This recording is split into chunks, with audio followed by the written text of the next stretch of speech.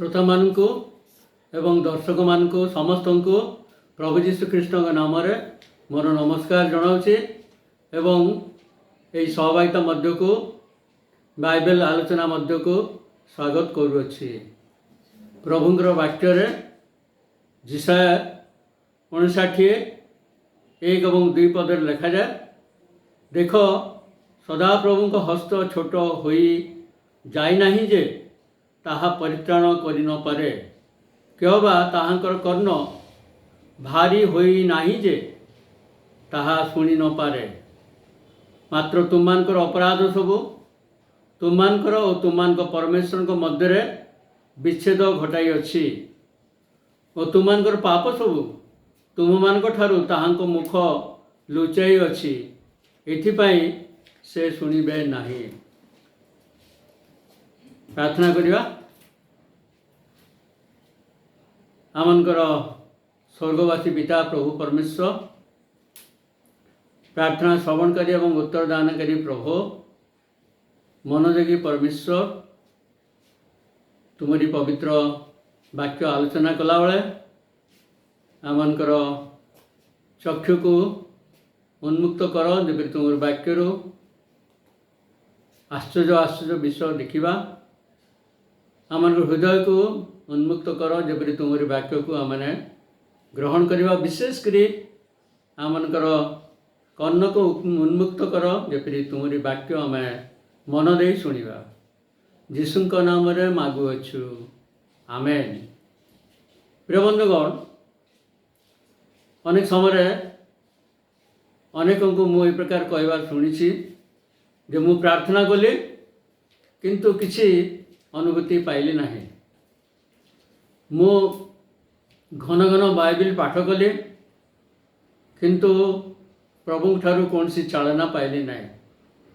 विभिन्न सभा समिति रे, प्रार्थना सभा रे, विभिन्न उद्दीपना सभा गुड़िक योगदान कली किंतु मो मन रे कौन सी प्रकार परिवर्तन रो अनुभूति देखागला नहीं।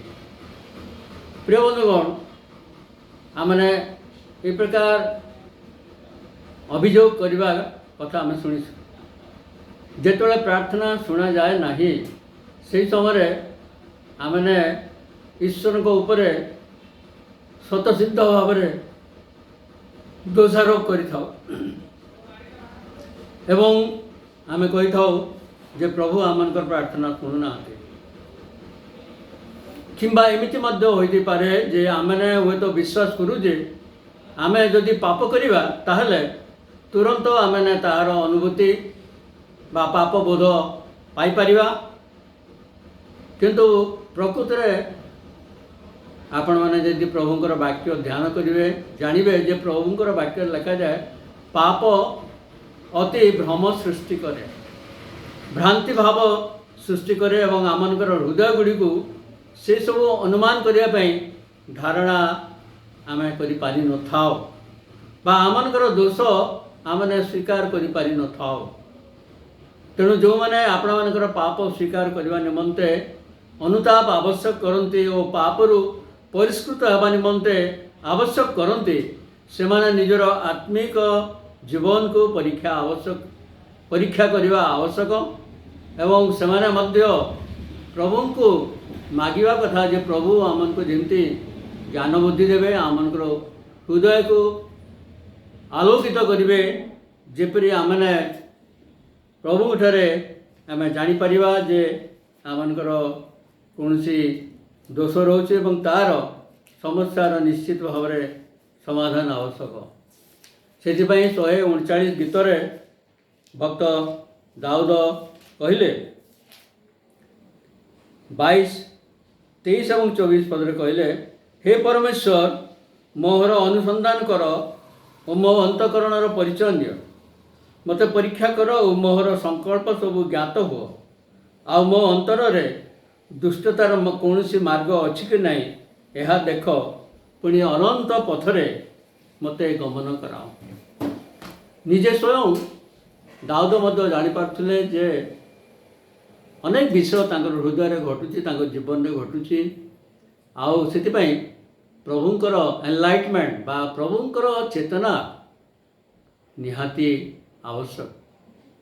किंतु अनेक समय आम भावुँ जे समस्या आमटी ना ऊर्धरे अच्छे, ईश्वर ठारे अच्छे, ऊर्धरे समस्या नहीं।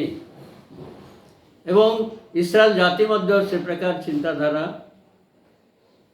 निर्वासन रे बंदी अवस्था थिबा बेले कहूतिले जे आमने कौन पाए को उद्देश्य रे आमे कष्ट भोग करूछु। आमनकर पितृपुरुष माने भूल काम कले सेमान पाए आमे दायी कि एवं सेमाने निजर दोष सेमाने बुझी पारु नथिले एवं सेमाने भाबुतिले जे आज आमने जदि बंदी अवस्था रे अछु आमनकर कोनसी दोष नाही।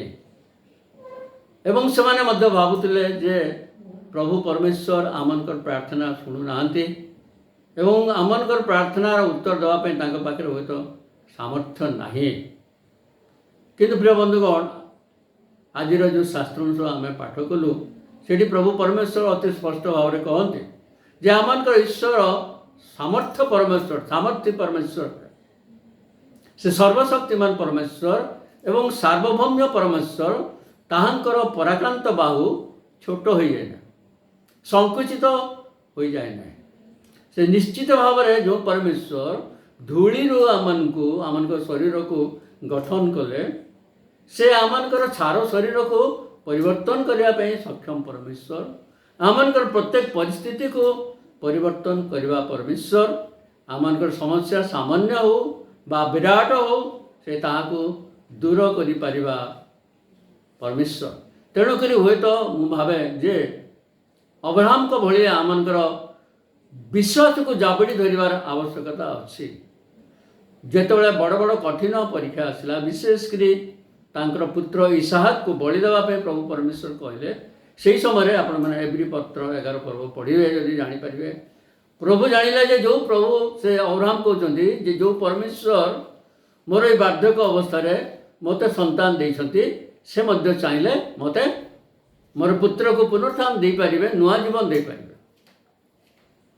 तो एभली प्रभुंकर महानता को से विश्वास करुथिले एवं पाउल मध्य ईश्वरकर सक्षमता प्रति तांकर पूरा दृढ़ विश्वास थिला, जाकि आमने द्वितीय तिमोथी रे देखुछु जे तांको मु जाने बोली से कहउछंती जे मोर जीवन को संभाली छंते मु तांको जाने, से समस्त विपद रु सिंहर मुखरु से मते उद्धार करवा परमेश्वर तांकर से बड़ी विश्वास थिला। अवश्य बेले बेले आमने कौन करूँ ना आमे प्रार्थना कला बेले आमे भावु जे यही छोट कथा पाई मु कौन प्रार्थना करी किंबा बेले बेले आमे भावु एते बड़ विषय गोटे मु प्रभु को मागुची बेसी मागिदेली प्रभु बोधे मोर बेसी प्रार्थनार उत्तर देवे ना, एते बड़ विषय मु मागिची प्रभु देवे ना। एवं आमनकर प्रार्थना अति सीमित साधारण अधिकार मध्य सीमित आमनकर प्रार्थना। बड़ बड़ विषय आमे मागी पारि न थाओ बा छोट छोट विषय मागिया पे आमे कुंठाबोध करि थाओ। प्रिय बंधुगण ईश्वर आमनकर सबु समस्यार समाधान करि परिबे, सबुथरु से आमनको उद्धार करि परिबे एवं आमनकर सबु प्रकार छोट हो बा बड़ हो सबु प्रकार प्रश्नर उत्तर मध्य से देई परिबे।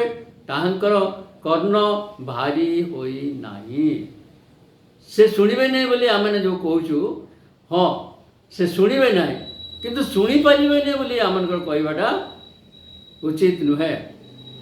आपण मैंने जदि जिसा एलिया भविष्य वक्ता विषय आपण मैंने देखिए प्रथम राजावली 18 पर्व आम देखुचु जे से परिहास करुछंती बाल देवतार भविष्य वक्ता मानू जे कहते तुम मैंने बड़ पार्टी प्रार्थना कर काले तुमर देवता शुई पड़ी थे, काले तुमर देवता हे तो कड़े बुली जाऊे बुली जाइए भ्रमण करुवे यात्रा करुवे एवं तुम टे बड़ पार्टी प्रार्थना कले से शुणवे एभली परिहास कर से कहते।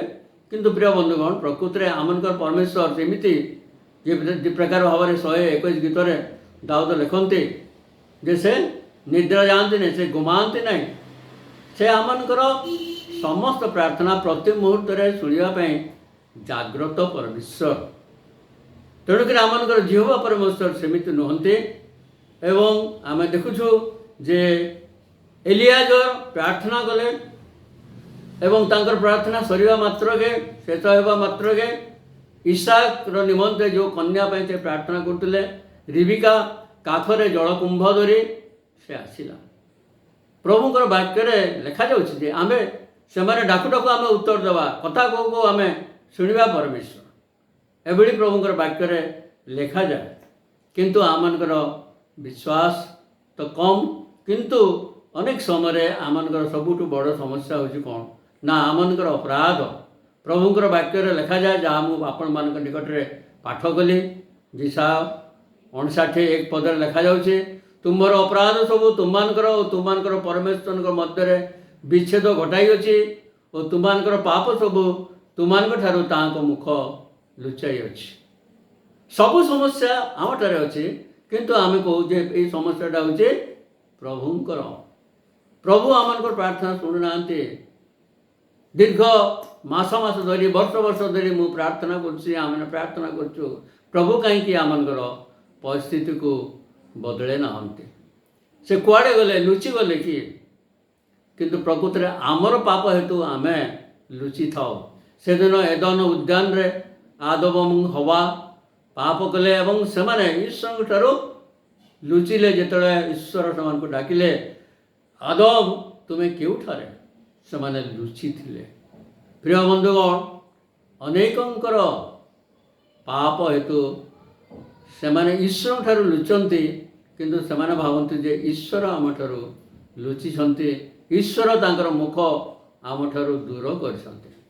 प्रकृत रे कहिबाकू गले आमनकर समुदाय पृथ्वीर जगतर पाप भार जेतेबेले क्रूस उपरे जीशु बहन कले से समय प्रभु जीशुंकर निकटरू पिता ईश्वर अपना मुख घुंचाई नेले। से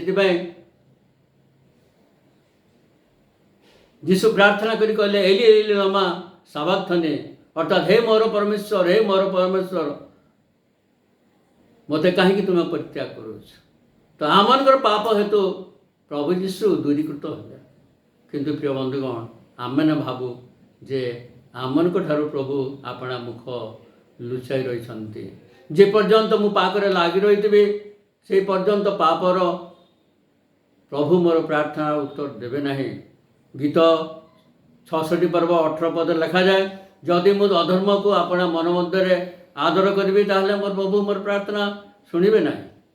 प्रभु आमको अनेक विषय देवाई चाहते से आमको परित्राण देवाई चाहते से आमर उत्तर प्रार्थना उत्तर स्वरूप आमको आनंद देवाई चाहते एवं से चाहती जे आमने अपना अपना जीवन को परिवर्तन करो पाप स्वीकार करो एवं जोटा आम जानूँ जे सत्कर्म ताको जाणिक जो आम पाप करूँ से समय प्रभु असंतुष्ट हमें ताहा पाप हुए।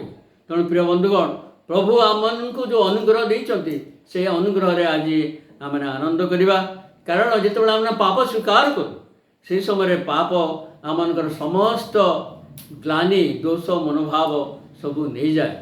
जेरुसालेम मंदिर रे गोटे पित्तल समुद्र रूप पात्र थिला से पात्र रे समान मंदिर को प्रवेश करने पूर्व प्रक्षालन करुले सूची होते 4टी विषय सूचीकरण होता।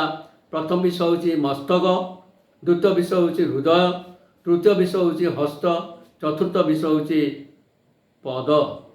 आमनकर मस्तकर सूची दरकार कारण चिंताधारार सूचीकरण दरकार।